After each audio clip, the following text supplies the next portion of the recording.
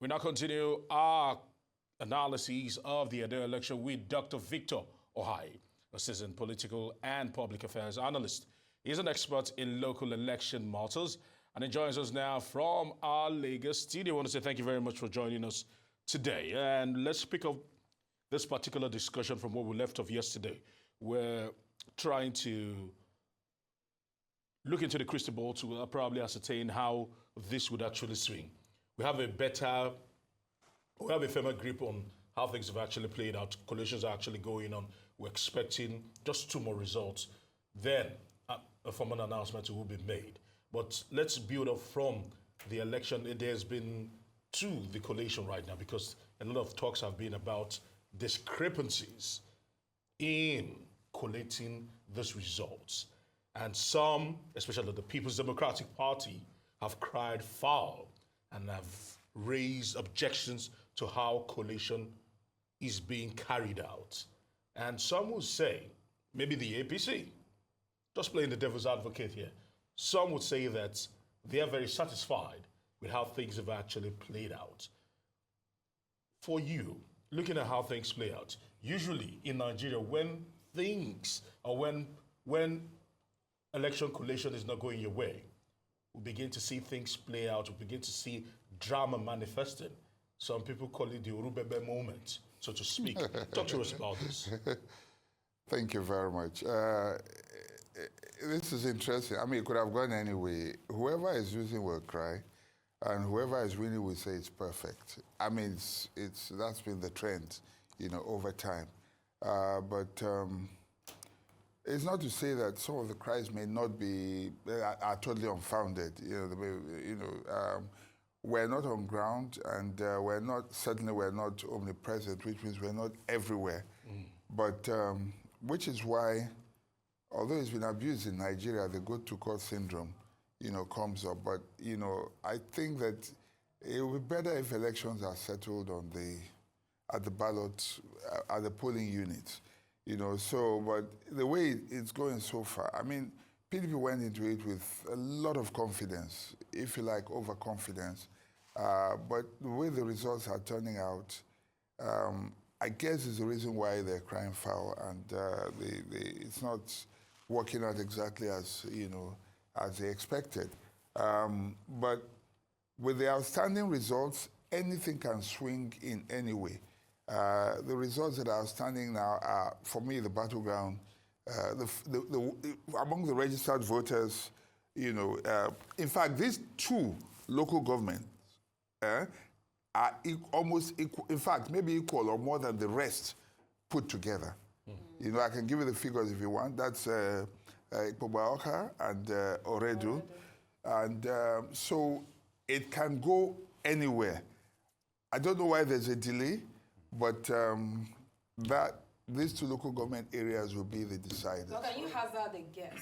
Why do you think there is this break in transmission? Because we know that the process has been seamless, and my colleague here was saying that it was going faster than expected, Yes. and all of a sudden we get a pause. What do you think? What are you suspecting? It's not my job to suspect. My job is to analyze. And so I do know that whatever comes out of those 2, whether manufactured, actual, or whatever, will determine where this election will swing. Because of the figures. I mean, the figures are, I can tell you, let me even just read out I don't know how many are actually accredited. I may not be able to give you that, because even those facts we only know when at the collation center, but at least to get the registered voters, you will understand why. The registered voters in Oredo is 357,371. Ikpoba is 400,495 registered voters. I don't know if everybody, assuming they all come out, or even half of them come out, and these are, how do I put it now? Yeah, accounts for almost 48% of the entire register. Of the entire, so they are critical. Maybe it's the reason why they have been left for the last.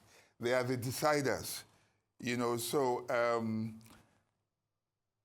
like we said off camera, they are close to the capital, so they should actually have been out first. But I heard, one of the INEC officials there saying that there is no communication with those places. People are in the field, there's no communication. I don't know why, but we'll have to wait and see. All right, Dr. Ham, I'll just go straight here. Based on what we've been discussing about, people's reaction towards this election, do you think the people's will has prevailed in this year's elections in Edo? We talked about, preference for candidates and having their minds already made up before now. So despite the skirmishes, the challenges, as it were, do you think people actually, their vote will be recognized regarding this election? Now, in answer to that question, data is the only objective criteria. Every other criteria is subjective. My opinion will be subjective, okay? And now, for data to matter, then it has to be unadulterated. It has to be actual data. You understand what I'm saying?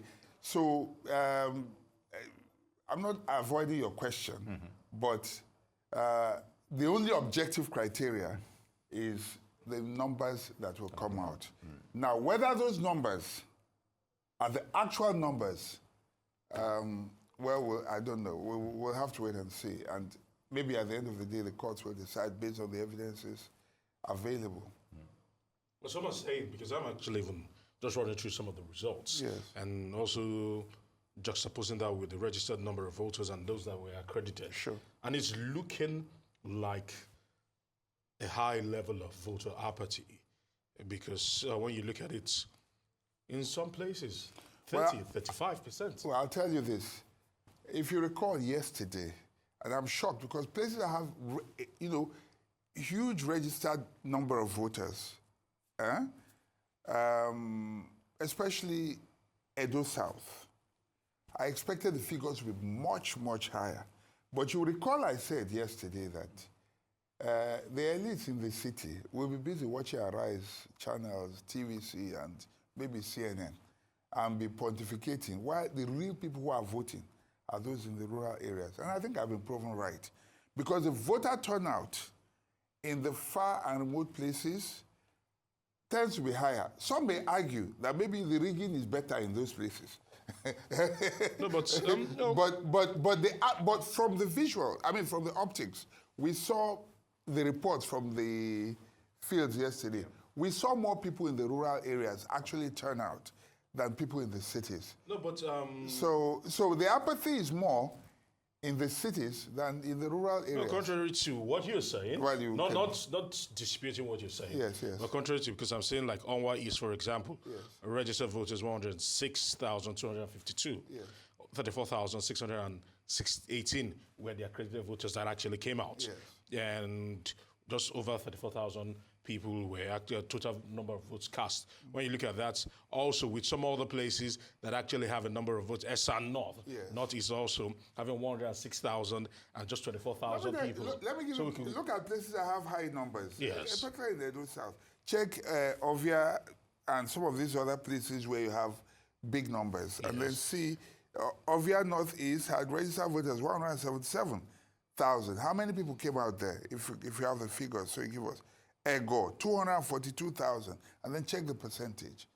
You might see that it's even probably less in terms of percentage than the rural areas. Okay, I go for example, 242,000, Yes. 266. 66. How many registered. came out? 35,000. 35,000. Look at that percentage. 463. Compare that with the other one that you were talking about in terms of percentage. So, hence my point. There seems to be a high level of voter apathy. More in the urban areas than even the rural areas. Okay. So I was right. All right. Yes. In terms of percentage. And the reason is that in the urban areas, people blow too much grammar. Excuse my English. They speak too much English and they don't come out to vote, to back their votes with, the rhetorics and all the things that they say. So in fact, the people in the villages are more politically aware. They are more, how do I put it? They are the ones that are even more committed, to voting than those in the cities.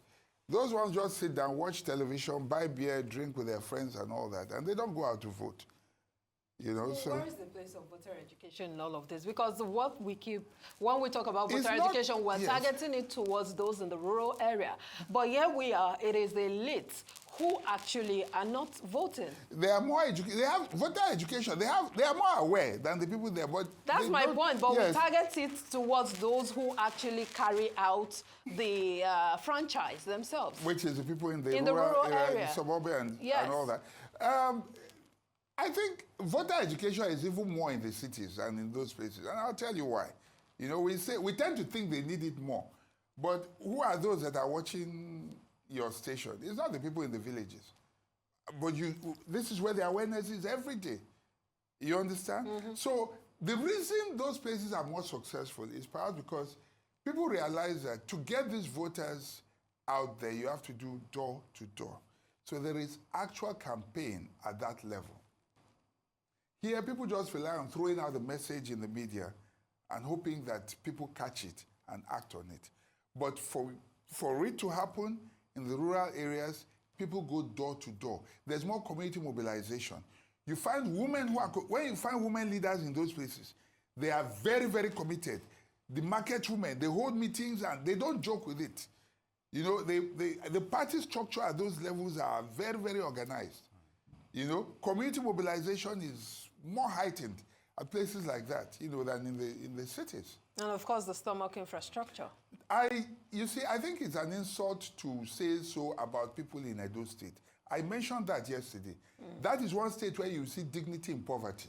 A man may be poor, but he will not sell his rights. You're saying It's different they don't get induced. I'm not saying that. They will take your money, but they will do what they want to do.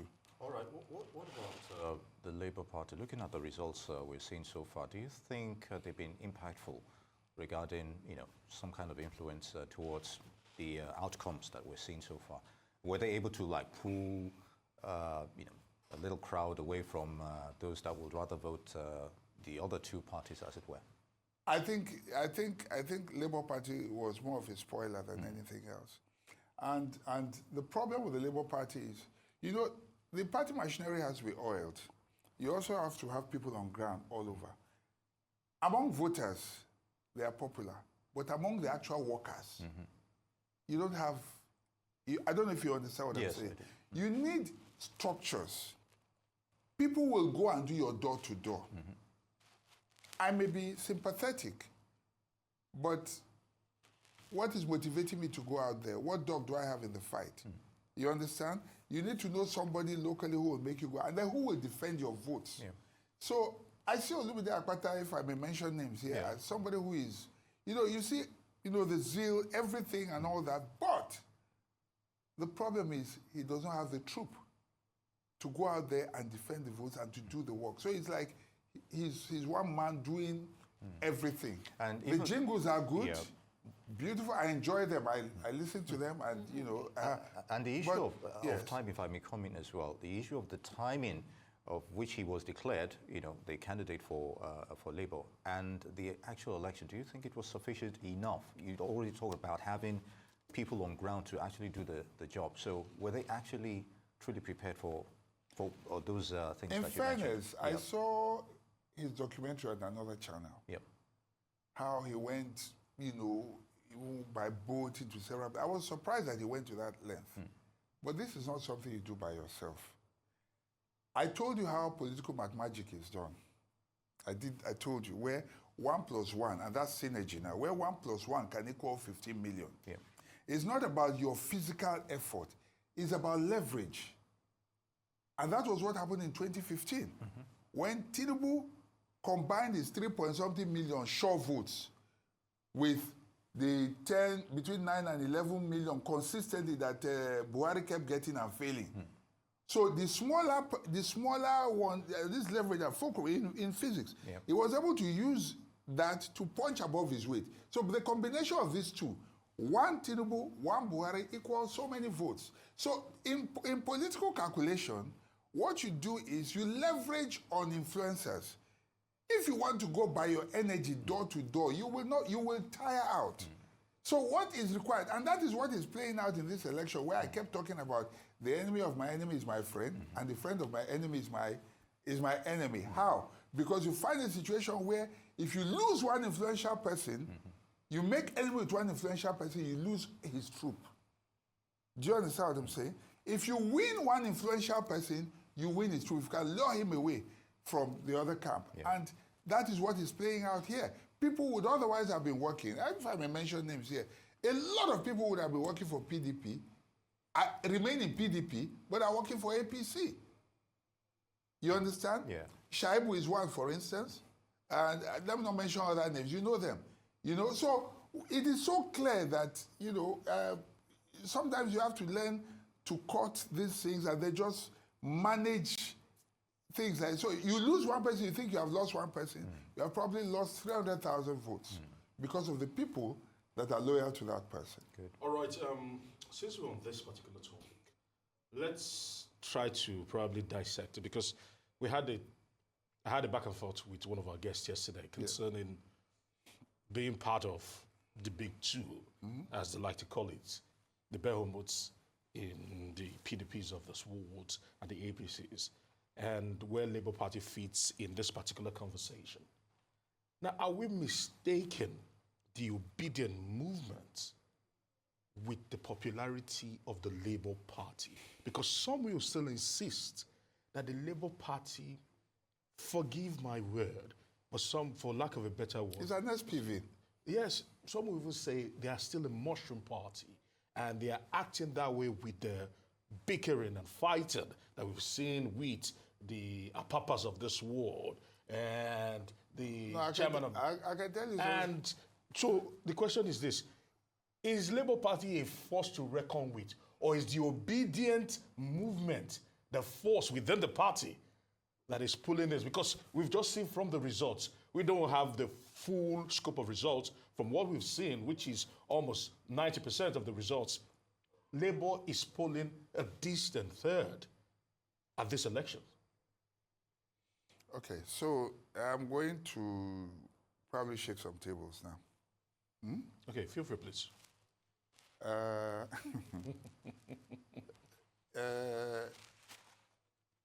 Was it in Julius Caesar? It said, let Caesar sit him sure, for we will shake him, or worse days endure. I'll explain. Wike said something when in his fight with King Gibe. He said, you think it's like before when you think we'll be sleeping like before when you just came and you pulled those surprises and all that? Wait and see. That statement was very pregnant, loaded. Everything you see happening in Labour, I can make predictions and I'll tell you. You see, the other parties, particularly the ruling party, has already infiltrated Labour. Labour will not know peace till 2027 is over. They will plant people there and in other parties where the obedient movement is likely to go to. The reason is to make sure that Obi does not emerge on any ticket at all. They will do that. I can tell you for free. Is the Labour Party and So the the obedient movement, are they one? They are not. They are not. Even Obi will tell you that the obedience. I mean, he will tell you clearly, there are the obedient, and there are people who say they are obedient. They are not members of Labour Party. I can tell you that for sure. Aisha, for instance, was saying the other day, say, if you go to another party, it's for her. Like many other obedience, it is about Obi. It's not about... So, Labour Party was just an SPV, a special purpose vehicle. Okay. Tomorrow it can be another party. Right now, a virus has been injected in Labour Party. It will not know peace till after 2027. He will not emerge on that ticket. Take my word for it. No matter what, they will put people there, they will finance people to scatter the place. And if they know where else is going, they will do the same thing. That's how politicians think and work. Because they never saw him coming. And it's like, wow. You think the president losing Lagos was funny to him? He was beaten in Lagos by Obi. It was not funny. He was beaten in Lagos, in Benin by Obi. It was not funny. This time they are not going to sleep. Do you understand what I'm saying? So the calculations have started already. Edo poses an existential threat to the ruling party. So they will do whatever it takes also. Look at, and the problem, for instance, that, look at, PDP is having a big problem. Obi was the only one that, okay, Obi and the only governor they have, Oti, came to support the obedient movement. PDP, only Adeleke, I may be wrong, please correct me, only Adeleke came to solidarize and campaign. No, Adeleke came. Yes, who and else? Some other, I think some other governor. Governor, which other one? I think I saw Interior. It's part of the Campaign, yeah, or, campaign. or during Yes, this? yes. Okay, so how many of them? We had some 2 or 3 other governors. Okay, great. But look at now, not even the campaign. In Benin right now, how many, Sanwo-Olu is here presently. Yeah. How many, you see, so many, even the Senate president is there. You think they're there for joke? Eh? You see, Edo is not called the heartbeat of the nation for nothing. Is that not what it's called? Yeah. Eh? It's not a heartbeat for nothing. That state is like, for the parties right now, is do or die. It's like the signal for 2027. You might say it's just one state, but it's not just one state. But looking at the multiple parties we have in Yes. Nigeria, there is this recurrence we always see, especially when it comes to announcement of results, where you find out that eventually, even despite the number of parties that participate in the elections, for instance, in Edo State, 17 political parties, but then you see only 2 parties taking the top position. And it appears that most of these other parties usually take the back seat. And there have been concerns raised by some analysts that it's looking like Nigeria is gravitating towards a one-party state, which is, of course, detrimental to democracy in the nation. I'd like to hear your thoughts on this, especially looking at the cost and the cost implication and all of the challenges that surround having all of these political parties participate, and then eventually we just discover that it's only maybe a 2-horse race, or majorly, or maybe a 3-horse race eventually at most. I'll make a prediction again. 2027 presidential election may not be a 2-horse race. There is a lot of interest in 2027. These parties are there for people to adopt. Let me put it that way. Some big wigs would already now begin to position themselves. If they cannot find their way in any of these 2 big parties, they will just move. You'll find breakaways. Whether they will make any serious impact or not is a different matter. But they will move into these parties. What these other parties should be doing is seeing how they can attract people who are disgruntled or who have a beef. Eh? Attract them, just make yourselves available. You know, I mentioned him yesterday, the late Mba, who later went back to APC. Ifeanyi Uba. Yes. He was YPP. Yes, he was YPP. You know, he didn't have a chance in any of the other parties. He went to YPP, used that, and then became, a member of the House of Reps. I think he's run for twice. Was it Senate? No, House of Reps first, I think. Yes, then Senate. No, Senate he went to with APC, I think. Okay. I think. He was with YPP, and then it was the reason YPP is still on the ballot. Because he won. If you win an election, then you cannot be taken off. I mean, you cannot be taken off or dropped like some other parties were dropped. So they have to attract electable candidates who are disgruntled in other parties and all that, so that they can be relevant. So there's going to be a lot of drama in 2027 because there are many people who are not interested. The issue of gravitating towards one party said yes. A lot of people want to join the ruling party and all that, but within the ruling party, there are others too who are not happy. And they will congregate and go elsewhere, both within PDP and within APC. And they are already, they are already putting themselves together. Yeah. If they cannot form a new party, they will adopt a party. All right, Dr. Hyde, I'm still going to take you on that topic. When people say gravitating towards a political party, I remember off camera we were discussing this issue. Don't you think it's a failure of the opposition itself? Recently, we've been inundated with bickerings and infighting, even among the so-called foremost opposition party. It's been one fiery rhetorics after the other. So if they can't put their camps together, they can't come into unison as one single entity. They're always having issues all over the place. So how can they form formidable opposition or claim to be an opposition, against the ruling party as well? You just, excuse my language, and I don't mean it in a negative way. You just displayed political naivety now, without question, and I will explain. You will understand what I mean. You should be able to read the handwriting on the wall. It's not about bickering. Wike remains in PDP. He's remaining in PDP, I can assure you, is at the pleasure of the president. Don't leave that place, stay there, scatter them. Do you understand what I'm saying? So it is in the interest of the party to plant people. It's like war. To plant people and make sure that there is no peace. Do you understand what I'm saying? Like I told you, what is happening in Labour. Yeah. What is happening in Labour is not an accident. It is predetermined. It's a strategy. Wike will not leave PDP. He's serving the interests of APC. He cannot leave that place, and he will not be sacked, no matter what anybody says. Do you understand what I'm saying?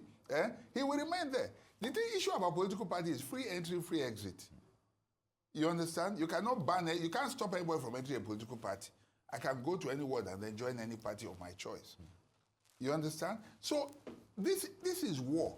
The person you think you're with, and I experienced that in 2015, where a lot of presidential candidates came out, but very few of them were sincere. They were just planted to create distractions.